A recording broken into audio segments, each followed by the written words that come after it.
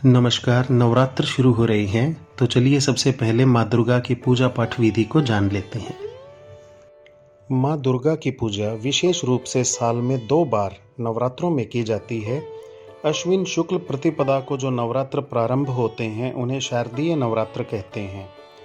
चैत्र शुक्ल प्रतिपदा से आरंभ होने वाले नवरात्र वार्षिक नवरात्र कहलाते हैं।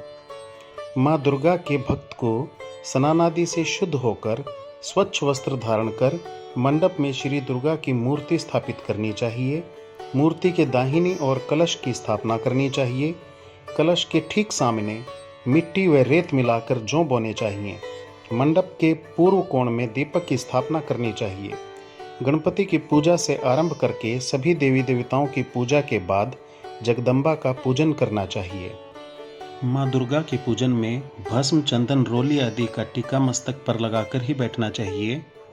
शून्य माथा या बिना टीका लगाए पूजन में नहीं बैठना चाहिए।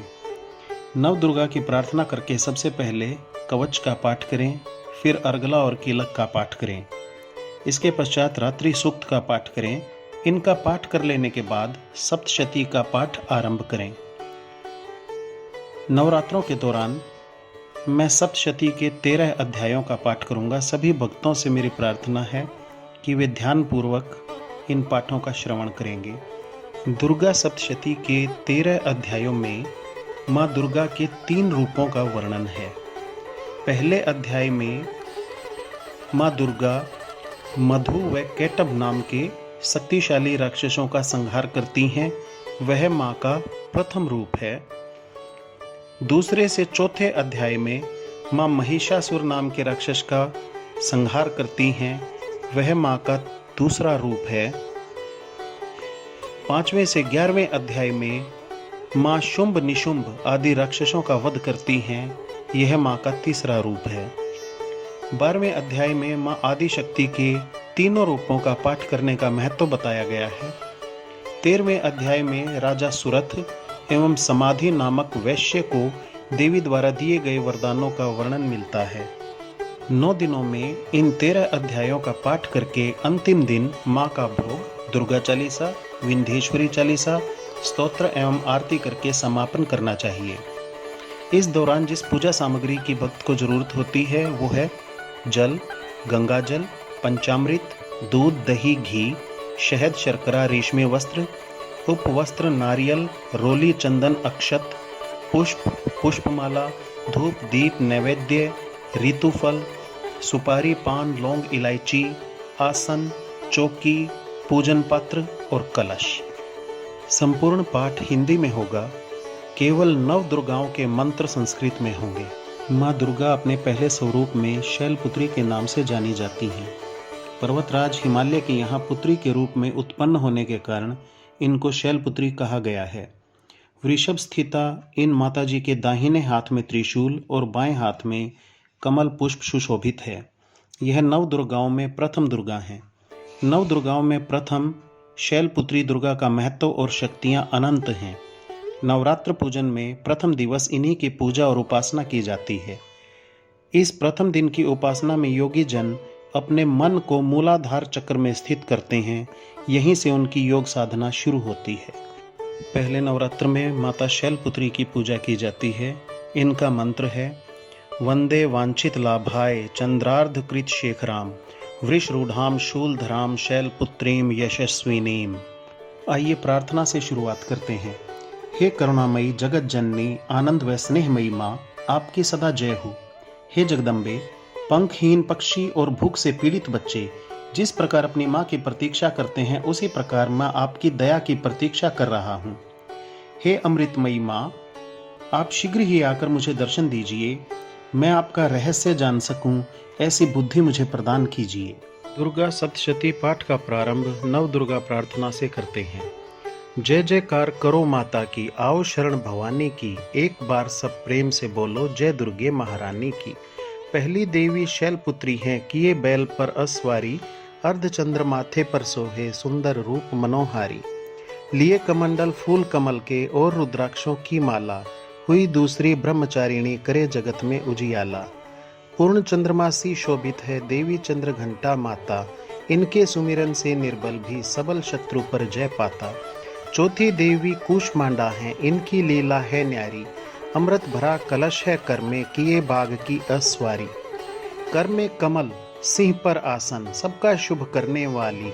मंगलमयी स्कंद माता है, जग का दुख हरने वाली। मुनि कात्यायन की कन्या है, सबकी कात्यायनी माँ। दानवता की शत्रु और मानवता की सुखदायिनी माँ। सप्तम काल रात्रि है देवी, महाप्रलय ढाने वाली। प्राणी मात्र का रक्षण करती, महाकाल को खाने वाली। श्वेत बैल है वाहन जिनका, तन पर श्वेतांबर माला। यही महागौरी देवी है, सबकी जगदम्बा माता। शंख चक्र और गदा पद्म कर में धारण करने वाली, यही सिद्धिदात्री देवी हैं, रिद्धि सिद्धि देने वाली। जय कल्याणमयी नव दुर्गे, जय हो शक्ति दायिनी माँ। जयती जयती चंडी नव दुर्गे, जय गिरिजा महारानी माँ। नव दुर्गा प्रार्थना के बाद देवी कवच का पाठ करते हैं। मार्कंडेय जी ने कहा, हे पितामह, आप हमें कोई ऐसा परम गुप्त साधन बताइए जिसके द्वारा मनुष्यों की सभी प्रकार से रक्षा हो और जो अभी तक आपने किसी को न बताया हो। ब्रह्मा जी बोले, हे ब्राह्मण, इस प्रकार का साधन तो परम पवित्र एवं परम गुप्त देवी जी का कवच ही है। इसी से प्राणी मात्र का कल्याण एवं सब प्रकार की रक्षा होती है, उसे श्रवण करो।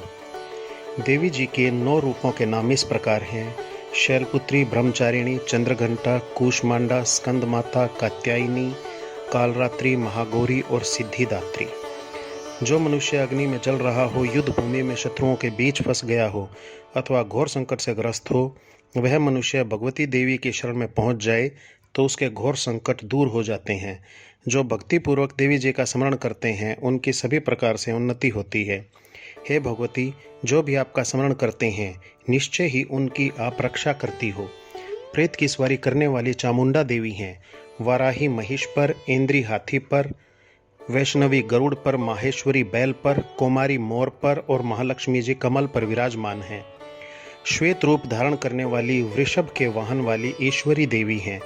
हंस पर चढ़ी हुई सभी आभूषणों से विभूषित ब्राह्मी देवी हैं। इस प्रकार अनेक रत्नों से विभूषित, सभी योग शक्तियों से संयुक्त ये सब माताएं हैं। ये सब देवियां क्रोध युक्त मुद्रा में रथों पर सवार होकर दर्शन देती हैं। शंख, चक्र, गदा, शक्ति, हल, मूसल, खेटक, तोमर, परशु, पाश, कुंद, त्रिशूल, उत्तम आयुध, शारंग, धनुष आदि अस्त्र शस्त्र राक्षसों के शरीर नाश के लिए और भक्तों को अभयदान देने के लिए एवं देवताओं के हित के लिए धारण करती हैं। हे देवी, आपके दर्शन कठिन हैं। शत्रुओं के भय को बढ़ाने वाली देवी जी, मेरी रक्षा कीजिए। पूर्व दिशा में इंद्री मेरी रक्षा करें, अग्नि कोण में अग्नि देवता, दक्षिण में वाराही, नैऋत्य कोण में खड़गधारिणी, पश्चिम में वारुणी, वायु कोण में मृगवाहिनी, उत्तर में कौमारी, ईशान कोण में शूलधारिणी, ऊपर ब्राह्मणी जी, नीचे वैष्णवी देवी मेरी रक्षा करें। इसी प्रकार शव को अपना वाहन बनाने वाली चामुंडा देवी दशों दिशाओं में मेरी रक्षा करें। जया मेरे आगे की, विजया मेरे पीछे की, बाईं ओर से अजीता, दाईं ओर से अपराजिता रक्षा करें। द्योतिनी मेरी शिखा की, उमा मेरे मस्तक पर विराजमान होकर रक्षा करें। भौहों की यशस्विनी, नासिकाओं की यम घंटा देवी, नेत्रों के मध्य में त्रिनेत्रा, कानों की द्वारवासिनी, कपोलों की कालिका, कानों के मूल की शांकरी देवी रक्षा करें। नासिका की सुगंधा, ऊपर के होठ की चर्चिका, नीचे के होठ की अमृत कला एवं जीवा की सरस्वती देवी रक्षा करें। दांतों की कौमारी, कंठ की चंडिका, गले की चित्रघंटा, तालु की महामाया रक्षा करें। ठोड़ी की कामाक्षी, वाणी की सर्वमंगला, गर्दन की भद्रकाली, पृष्ठ अस्थियों की धनुर्धरी रक्षा करें। कंठ से बाहरी भाग की नीलग्रीवा, कंठ नालिका की नलकुबरी, दोनों कंधों की खंगिनी एवं मेरी भुजाओं की वज्रधारिणी रक्षा करें। हृदय की ललिता देवी, उदर की शूलधारिणी रक्षा करें। मन की शोक विनाशिनी, नाभि की कामिनी, कटी की भगवती, घुटनों की विंध्यवासिनी, जंघाओं की महाबाला देवी रक्षा करें। दोनों एड़ियों की नारसिंही, अंगुलियों की श्रीधरी देवी, तलुओं की पर्वतवासिनी रक्षा करें। नाखूनों की दृष्टाक्राली, केशों की ऊर्ध्वकेशिनी और त्वचा की वागेश्वरी रक्षा करें। रक्त, मज्जा, वसा, मांस, हड्डियों एवं मेदे की पर्वती, अंतड़ियों की महाकालरात्रि, पित्त की मुक्तेश्वरी रक्षा करें। पद्म कोश की पद्मावती, कफ की चूड़ामणि, नाखूनों के तेज की ज्वालामुखी सभी संधियों की अभेद्या देवी रक्षा करें। छाया की छत्रेश्वरी और मन बुद्धि अहंकार की धर्मधारिणी देवी रक्षा करें। प्राणों की कल्याण शोभना और शब्द स्पर्श रूप रस गंध इन 5 इंद्रियों की योगिनी सत्व रज तम की नारायणी सर्वदा रक्षा करें। आयु की वाराही, धर्म की वैष्णवी, यश एवं कीर्ति की लक्ष्मी तथा धन विद्या की चक्रिणी रक्षा करें। इंद्राणी मेरे गोत्र की, चंडिका मेरे पशुओं की, महालक्ष्मी मेरे पुत्रों की, भैरवी भार्या की रक्षा करें। मेरे पथ की सुपथा, मार्ग की क्षेमंकरी, राजा के दरबार में महालक्ष्मी एवं सभी दिशाओं में स्थिर होकर विजया मेरी रक्षा करें। और जो भी स्थान कवच में नहीं आए और जो अरक्षित हैं, उन स्थानों की पाप नाशिनी जयंती देवी रक्षा करें। मनुष्य यदि अपना मंगल चाहता है तो एक कदम भी बिना कवच के न जाए। कवच से नित्य रक्षित मनुष्य जहाँ जहाँ भी जाता है, वहीं से उसे धन का लाभ तथा सभी कामनाओं की सिद्धि प्राप्त होती है। पृथ्वी पर उस मनुष्य को ऐश्वर्य एवं अतुल संपत्ति मिलती है। वह मनुष्य निर्भय हो जाता है। युद्ध भूमि में उसे कोई भी नहीं हरा सकता। वह त्रिलोक भर में पूजा जाता है। यह देवी कवच देवताओं को भी दुर्लभ होता है। इसको अत्यंत श्रद्धा के साथ सावधान होकर जो तीनों संध्याओं में नित्य पढ़ लेता है, उसे देवी शक्ति प्राप्त होती है। कोई भी उसे तीनों लोकों में पराजित नहीं कर सकता। उसे अकाल मृत्यु नहीं आती। वह 100 वर्ष से भी अधिक जीता है। यह कवच उसका तेज, यश और कीर्ति बढ़ा देता है। चंडी पाठ करने वाला पहले कवच पाठ कर ले।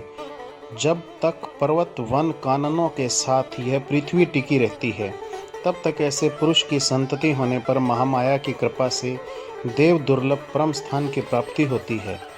कवच का पाठ करने वाला सुंदर रूप को पाकर भगवान शंकर के चरणों में लीन होकर परम पद को प्राप्त होता है। श्री अर्गला स्तोत्र।